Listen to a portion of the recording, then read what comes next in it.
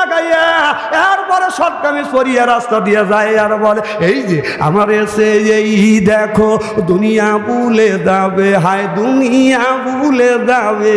Wow wow wow. বলে রে বউ বানা আনেন যার ভিতরে কয়টা গুণ?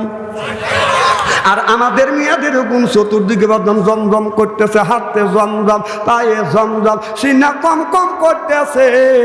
কথা কি বুঝতেছেন?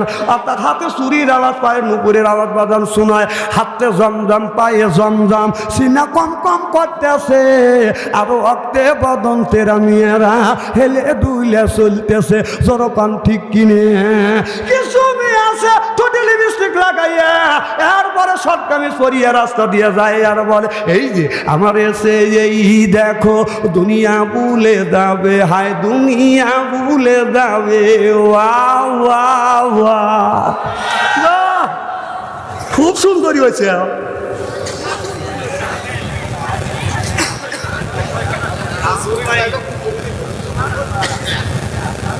খুব কি খারাপ লাগতেছে নাকি? চলবে তো? মারহাবা কম।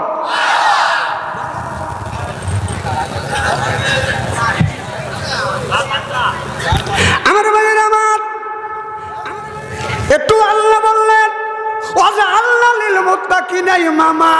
আল্লাহ বললেন নেককার একটা পরহেজগার ইমাম বানাও। কথা কার? তাহলে আল্লাহ বলে ওয়াজা আল্লাহ আয় আল্লাহ লিল মুত্তাকিনা ইমামা, একটা নেককার পরহেজগার ইমাম বানাও। সেইটা কি আপনাদের মসজিদের ইমাম? কথা কন না কে? এটা কি মসজিদের ইমাম না? এই কথা আল্লাহ বলে না। আল্লাহ বলে ওয়াজা আল্লাহ আয় আল্লাহ লিল মুত্তাকিনা ইমামা, ইমাম বানো। সেইটা হলো বাদান ওয়াটের ইমাম, সেইটা হলো মেম্বার। ইউনিয়নের ইমাম সেইটা হলো চেয়ারম্যান। থানার ইমাম সেইটা হলো বাদান এমপি। রাষ্ট্রের ইমাম সেইটা হলো বাদান প্রধানমন্ত্রী। ওয়াজা আল্লাহ লিল মুত্তাকিনা ইমামা। সিল্লাকান আল্লাহু আকবার। এ কথা কার? আরো জোরে। তবে আল্লাহ বললেন তোমরা ইমাম বানাও। মসজিদের ইমামের কথা বলা হয় নাই। সেটা হলো বাদান আপনার ওয়ার্ডের ইমাম, সেটা হলো মেম্বার। ইউনিয়নের ইমাম চেয়ারম্যান। আপনার থানার ইমাম সেইটা হলো বাদান এমপি। আর আপনার দেশের ইমাম সেইটা হলো বাদান প্রধানমন্ত্রী। ওয়াজা আল্লাহ লিল মুত্তাকিনা ইমাম। এটা মনে হয় আমার উপরে এই আয়াতটা আল্লাহ নাযিল করলো। কথা কন। তাহলে সেই ইমাম বানাবে নিয়ে 16টা বছর আমাদের সেই ইমাম বানাবে দেন নাই। কথা কন। দিনের পর রাইতে হয়ে গেছে। আমার কাছে মানিক্য নাই। এক মানিক যার 50,000 দন। কথা বুঝতেছেন না? তারই 4টা মানিক আনছে গোলে জান্নাত থেকে বিয়ে করবার জন্য। এবার বাদশাহ 4টা মানিক নিয়ে গোলে জান্নাতের কাছে যা বলে মা এই যে আদহাম তোমারে বিয়ে করবে, তোমাকে 4টা মানিক তোমার জন্য আনছে মা। এমন সময় গোলে জান্নাত যখন বাদান সামনের দিকে যখন পা ফেলছে অমনি একটা সাপে কামড় মারছে। গোলে জান্নাত অমনি বাদান মারা গেছে। বাদান ডাক্তার আনলেন, চিকিৎসা দিলেন, হিকিম আনলেন, চিকিৎসা দিলেন, বাদন ভালো হইতে পারলেন না। এবার বাদশাহ আব্দুল্লাহ আদহামকে বলে আদহাম আমার মিয়া গুলে জান্নাত তোমার সাথে বিয়ে দিব, কিন্তু মানিক আনছো বাবা আমার মিয়াকে সাপে কামড়াইছে মারা গেছে। আর ডাক্তার কবিরাজ আমার মিয়াটাকে ভালো করতে পারছে না। এবার আদহাম দৌড়া চলে গেল খিজির আলাইহিস সালামের কাছে। যা বলল হুজুর আমি যেই মিয়াটাকে বিয়ে করব আর ওই মিয়াটাকে সাপে কামড়াইছে, মিয়াটা মারা গেছে। হুজুর এই মিয়াটাকে কেউ ভালো করতে পারছে না। হযরতে খিজির আলাইহিস সালাম বলে আদহাম আমার বিশ্বাস এই মিয়াটা মরে না। তুমি যা বলো এই লাশটা আমার কাছে দাও, আমি এই লাশটা দাফন করব। লাশের প্রতি তোমাদের দায়িত্ব নাই, কারণ এই মিয়াটাকে তোমার বিয়ে দিতে হবে। আমি তো বিয়ে করতে চাইছি, সাপে যখন কামড়াইছে আমি যদি ভালো করতে পারি, আল্লাহ যদি ভালো করিয়া দে আপনার বাড়িতে একদিন না একদিন ফিরে আসবে। আর যদি ভালো না হয় আমি ভালো জায়গা আমি তাকে কবরস্থ করব।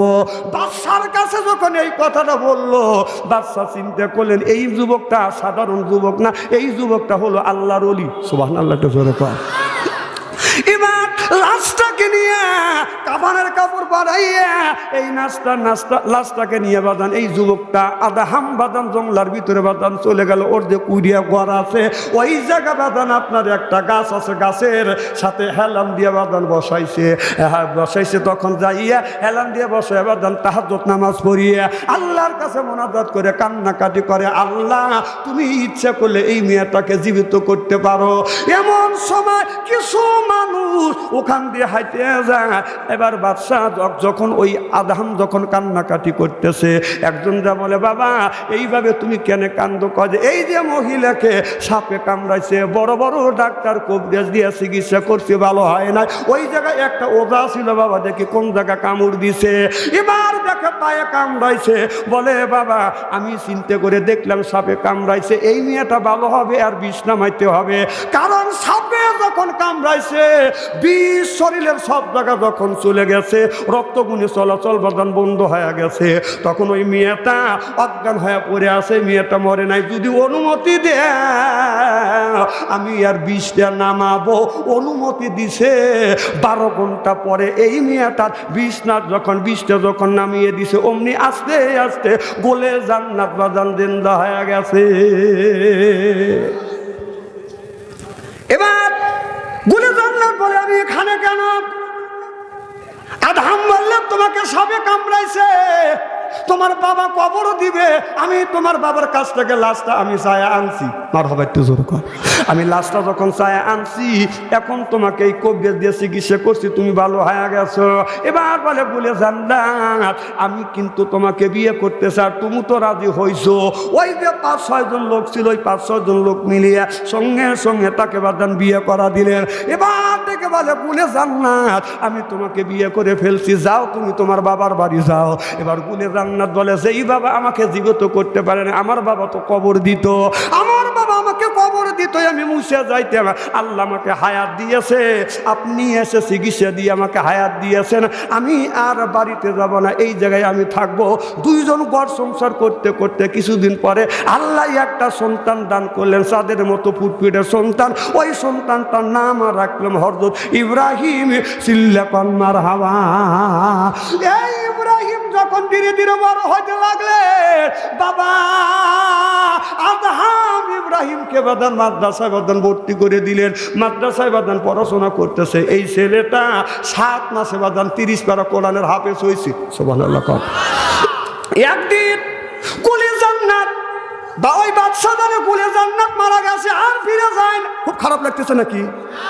চলবে তো? মারহাবা, একটু জোরে কর। আজকের এই মাহফিল আল্লাহর দরবারে কবুল হোক, এটা কি চান? কারা কারা চান? আমি তাকবীর দেব, হাত তুলে দেখান। নারে তাকবীর, হাত টান টান করে। রাজি? রাজি? হাত নামা। হযরত মুসা আলাইহিস সালাম আল্লাহর কাছে জিজ্ঞেস করছিল, গুলে জান্নাতের ওয়াজটা একটু পরেই করি। মুসা বললে, আল্লাহ তুমি তোমার বান্দার কি পছন্দ করো? আল্লাহ বলে, আমি পছন্দ করি আমার বান্দার গায়ের রক্ত। সুবহানাল্লাহ, একটু জোরে কর। মুসা বললে, আল্লাহ তোমার বান্দা যদি রক্ত দেয় তুমি কি হবে? বলে যে আমি বান্দার বন্ধু হয়ে যাবো। সুবহানাল্লাহ বললেন না? মুসা বললে, আল্লাহ কতটুকু রক্ত? কয় মশা নামে একটা প্রাণী আছে, ওই পানিটা যতটুকু রক্ত খায় তার 4 ভাগের 1 ভাগ রক্ত যদি বান্দা আমাকে দেয় আমি বান্দার বন্ধু হয়ে যাবো। সুবহানাল্লাহ কর। একটা মশা কতটুকু রক্ত খায়? 1 ফোঁটা। তার 4 ভাগের 1 ভাগ রক্ত দেওয়ার জন্য কি আপনারা রাজি? কারা কারা রাজি? নারে তাকবীর। আলহামদুলিল্লাহ। হাত নামা। দাদু একটা চাকু আর প্লেট নিয়ে এসে, মানে এটা রক্ত দিবি। আচ্ছা আপনারা আসবেন না আমি আসবো? আমি একা, আপনারা শত শত মানুষ, হাজার হাজার মানুষ, আপনারা আসেন।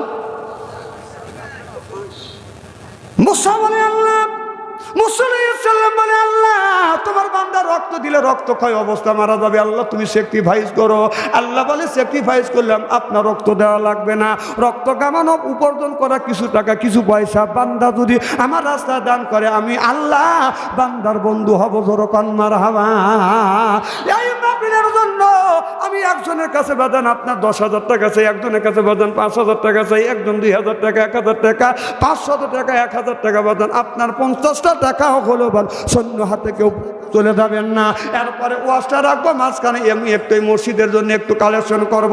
একজন বলেন হুজুর আমি 5,000 টাকা দেবো, একজন বলে 10,000 টাকা দিব, একজন বলে হুজুর 1,000 2,000 দেবো। অনেকের মা না বাবাটা দুনিয়ায় নাই, মা বাবা অন্ধকার কবরের মধ্যে শুয়ে আছে। আল্লাহ নবী বলেছে কারণ মা বাবা যদি মারা যায় থাকে, মা মারা গেছে বাবা মারা গেছে, কেউ যদি মা বাবার নামে যদি এখন দান খয়রাত করে, রসুল বললেন এখনই মা বাবার কবরে গোরা জাপ মাফ করে দিবে কে? এ কথা আমি বলি না, এ কথা বলেছে মুহাম্মাদুর রাসূলুল্লাহ সাল্লাল্লাহু আলাইহি ওয়াসাল্লাম। নবী বললেন মা বাবা মারা গেছে, তার জন্য যদি এখন যদি দান করেন, দানের বরকতে এখনই মা বাবার কবরে গোরা জাপ মাফ করে দিবে। আল্লাহু আকবার। কে আসান 1,000 2,000 5,000 আসেন কি টাকা দেওয়ার মতো লোক? এই মসজিদে